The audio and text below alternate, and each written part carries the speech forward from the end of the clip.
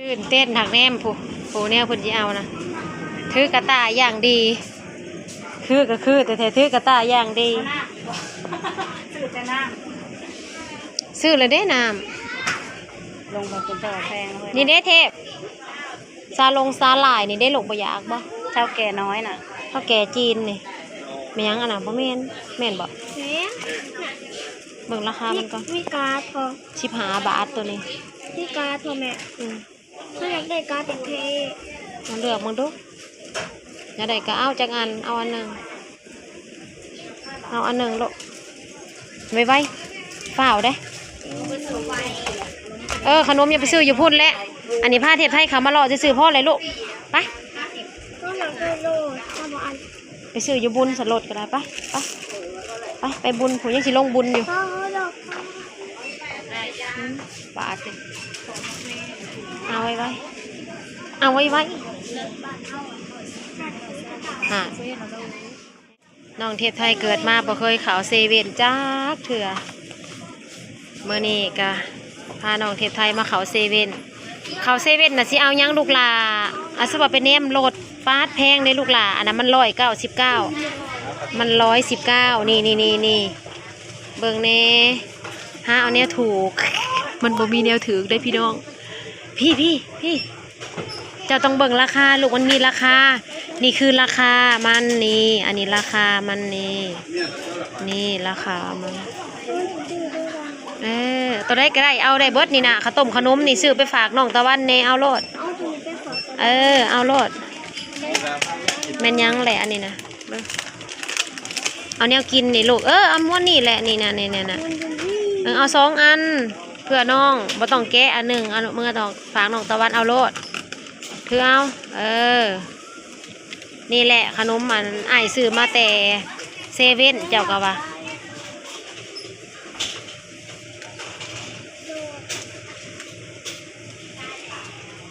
อยากได้แนวเพลงยังสิไปซื้ออยู่บุญอยู่พอดีพาสาวจิวมาอันนี้เท่าไรเฮ้ยเอาหน่อยไหมเฮ้ยมันเป็นแบบได้เกาะท่าและหนาขาวนะบ่เฮ้ยเอามาดูถือเอาเพื่อเองเนี่ยนึงนี่แม่จุดแต้มซิวนะแม่เสียไปลองใส่เบิ่งฮะเห็นอยู่ว่าแม่จุดแต้มซิวเดี๋ยวเองซิวมาพวกนี้มานะมาหาซื้ออันนี้เครื่องสำอางพี่น้องเลยฮะกระต่ายก็เอาได้ถือเอาเลยเลยพรมล่างหนาใส่ดีได้ตะกี้เองก็เคยใส่อยู่เองใส่สบู่เลยยังได้เลยได้แนวงามใจน้ำกันคนละซองได้แนวงามท่านว่างความคล้ายไปคิดน้ำกันอยากได้สติกเด้สติกคือบ่มีเดี๋ยวแม่สติกนะคือบ่มีคือของบ้านเฮาวันนี้สาวสวัสดีกะทักทายสวัสดีพี่น้องเด้อเพราะว่าตอนนี้กำลังย่างลงนะคะไปท่าเข้มคลองพี่น้องเข้ามาอำเภอชานุมานพี่น้องมื้อนี้เข้ามา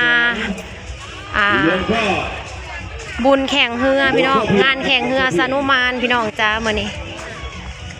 ไอเทพเพ้นสร้างใหญ่พาน้องเทพไทยมาเที่ยวย่างตรงย่างไปย่าง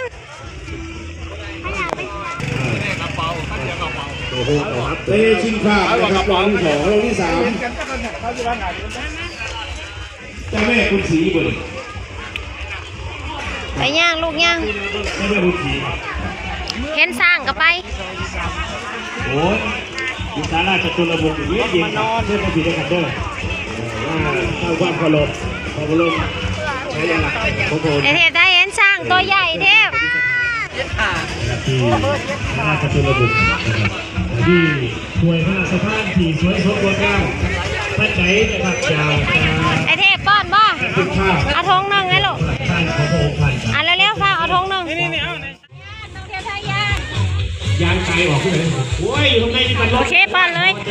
ป้อนแล้วโอ้ยสมการพิสุทธิ์ใจน่าคุณคิดใจสื่อว่าอีก2 ถุงใหญ่ฮันหน้าขออยากเจ็บกับยางไกลออกนะโอ้ยมันผิดนะครับว่าโอ้ยคุณได้หุ่นชักควงผมมานั่งคอมานุ่งสร้างใหญ่พี่น้องนะครับ มาปีไก่นี่กันเที่ยวที่7เองนางหลาวทองครับ ชนะจะได้เข้าไปสู่ พ่อใหญ่สั่งเมื่อนี่พาคุณแม่มาแม่เห็นสั่งแล้วแม่อีแม่บอกเห็นสั่งแม่นี่เทพไทยป้อนแล้วจ้าป้อนแล้ววางย่างมานี่จ้า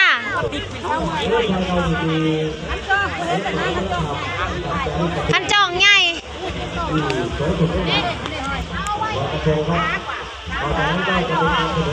ช้างใหญ่พี่น้อง เคยเยอะไปจับ อำเภอชนุมานเป็นงานแข่งเรือพี่น้องในไซยักษ์คุกเข่าเขานะในไซยักษ์เขานะ มาดูซิว่ายักษ์ของแต่ละชุมชนนี้จะน่ากลัวเทียบเป็นเชื่อเข้าเชื่อของชุมชนชาวบ้าน ในไซจ่าพวกถือจ้า ก่อน พี่ พ น้อง ระวิเศษจากสปลาวนะครับ สาวจะได้กลับมาสอบ ให้ เพื่ คุณ อ พระโจ้เข้าไปสู่ถ้วยกอนะครับไปสู่ สาว ถ้วย นาง ก รำ อ ในงาม ต่อ แท้ ไปก็จะสิ้นในส่วนของ ไป ชายเล็กนะครับสัตว์หน้าผีพายได้ลำเรือที่เป็นกอแล้ว4ลำเรือไปกินเพื่อนก่อน จะ แล้ว ทุ่งไทยตัวบง ต่อไปเที่ยวที่11จะเป็นเที่ยวใหญ่เป็นรอบเรือใหญ่นะครับ ไปพี่น้อง ผีพายขึ้น สาวงามถ่ายผู้สาวงามให้ ก็ เบิ่ง ขอให้ทุกท่าน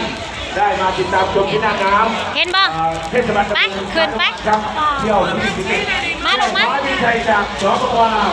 แล้วก็เจ้าแม่แผ่นดิน เก็บขึ้นทางนี้ลูกเก็บขึ้นลงมานะเอา จัดครับของเรา แม่สั่งมันกลับมาอีกเลยแม่ สร้างก็มาอีกเลยไปญาติใส่ทงปัจจิมานั่งไว้ยังนะนี่อีแม่ของเฮากับไปใส่ทงแม่ป้า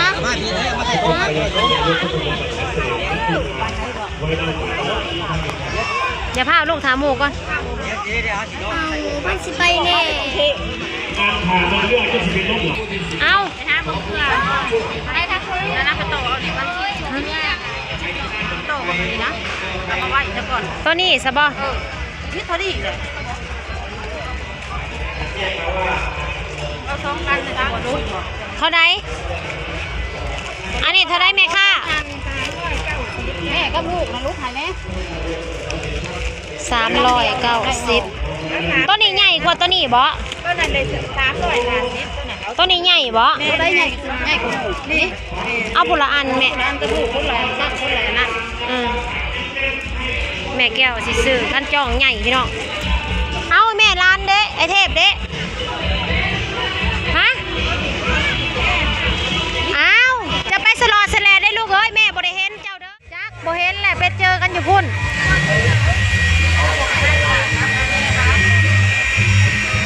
ขนมยังอันนี้นะกินบ่ขนมอันนี้นะลูก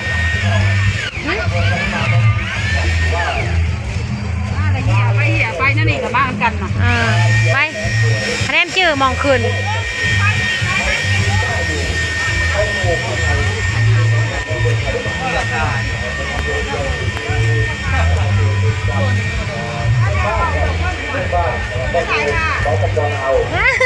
ยังไปยังมากกับพ่อคนบ้านเฮานี่ล่ะ ว่าตรงข้ามของเรานี้ก็มีสถานที่ศักดิ์สิทธิ์คือบ้านท่าเพื่อนครับแล้วก็มีตำนานที่เล่ามา ถ้าไม่ใหญ่ก็ลง คนใหญ่นะครับเคารพสักการะนะครับของทั้งสองฝั่ง กายไม่ใหญ่แก้วอีกแล้ว นะครับก็ยังมีหมู่บ้านนาธิดาครับ ไม่ใหญ่เลือกเกือบ แล้วก็มีพระธาตุ ฮ้อนแฮม วัดมีโขงและมีพญานาค2 ตนอยู่ งาม ก็ใครที่เลือกใช้ศรัทธาก็ไปกราบไหว้สักการะได้ขอพรครับ เปิ้มานั่งน้ำร้านเลยจอดอยู่ค่ะโคเท่าไรแม่ 3 ปีที่ผ่านมานะครับ ฮะ 140เอาบ่ยิบเรียบร้อยมีอยู่บ่เอาน้ำเฮาบ่ไปบ่มีแต่เฮาแตกเมื่อกี้นี่เบิดเลยจกเนาะ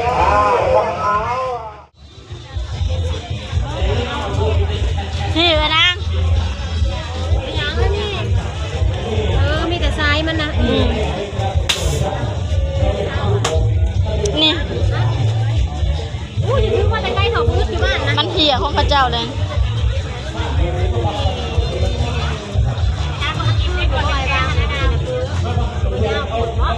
นี่ดิมันทำใหญ่มันใหญ่โพดตัวนี้คอ อดีตประจันโบด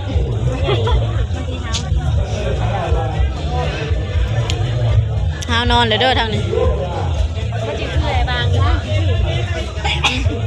พอดีงามตัวนี้มันสักใส่ผ้า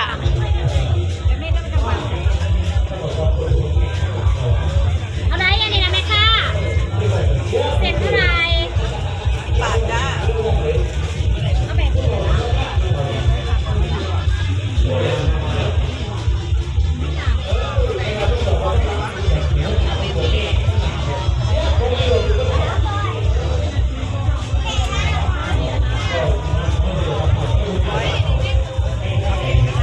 ทำเหมือนกันเท่ากัน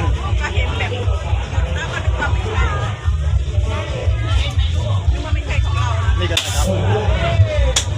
อันนี้10 บาทครับ ผ้าผ้าเพราะว่ามันได้ผ้าครับป่ะโบบะบออยากได้โบโมเมนอันนี้เวลาไปเที่ยวถ่ายกับดอกไม้นะอันนี้งามไม่หาที่บาท ไม่อันหนึง5 บาท2 อัน10 บาทพอใจบอกนึกว่าอันละ50โอ้ยหวีอะไรอันละ50แพงสุดก็แค่20 บาท แพงสุดก็แค่29 บาท รุ่นแล้วนี่แต่10 บาทอันนี้นะละ10 บาท อันละ5 อันละ5 บาทซ้ำไอ้อันละ5 บาทจะมาบอกเข้าใจน่ะโบนี่เด้คุ้งพิงนี่เด้5 บาทวะนี่ ไอ้ร้านแค่แพงสุดก็